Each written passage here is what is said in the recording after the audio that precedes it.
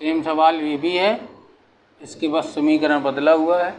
समीकरण के मान निकालने के लिए हम ax² plus bx plus c बराबर 0 से तुलना कर देते हैं।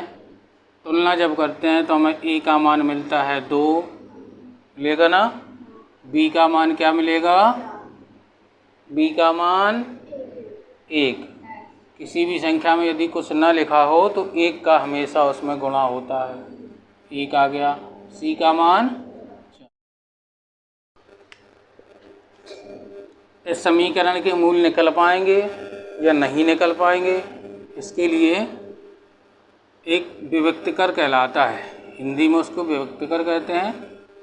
इसको d से लिखा जाता है, ठीक, कैपिटल D से।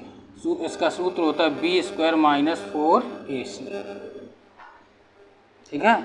यदि d बराबर है 0 के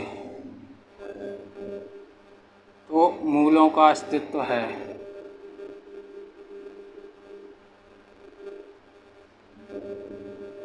ठीक है। यदि d बड़ा है 0 से, बड़ा का मतलब प्लस है, ठीक हुआ ना, 0 से नीचे आएंगे तो माइनस हो जाएगी ना, तो भी मूलों का अस्तित्व है। यदि d छोटा होगा 0 से,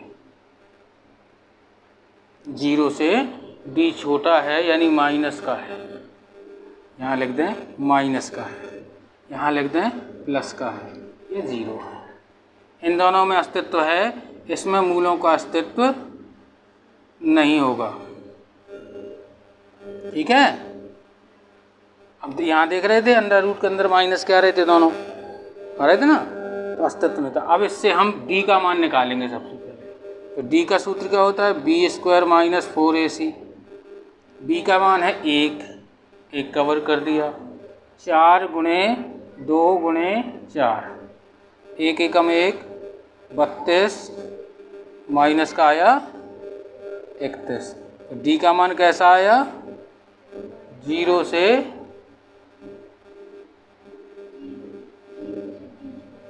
0 से छोटा है ना d का मान, 0 बड़ा है, माइनस का है, इसको छोड़ दो तुम, प्लस माइनस और 0 समझ लो। ठीक है।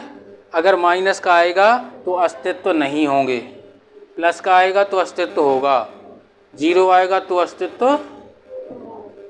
ठीक है। अब बड़ा छोटा छोड़ दो, संदिग्ध स्थिति में न रहो कि कौन बड़ा है कौन छोटा है। वैसे 0 से जितनी भी संख्याएं छोटी होती हैं वो सब माइनस में होती हैं। 0 के पहले -1 आता है, फिर -2 -3 -4, 0 के बाद +1 +2 +3 आगे बढ़ते जाता है। 0 एक ऐसी कंडीशन है जहाँ लेवल रहता है। तो अगर लेवल में भी बात है 0 के बराबर है तो मूल निकल आएंगे, लेकिन इसमें क्या होगा, समान मूल होंगे, दोनों मूल समान होंगे, और इसमें मूल अलग अलग होंगे। इसके मूल निकलेंगे ही नहीं, अस्तित्व ही नहीं है उनका। ठीक है। तो अब जब इसको हमने हल किया तो d का मान आया माइनस का, जब माइनस का आया तो इसके मूलों का अस्तित्व, सीधे नीचे लिख देना है, मूलों का अस्तित्व नहीं। चलो अब पहले चेक करना है सबको ऐसे।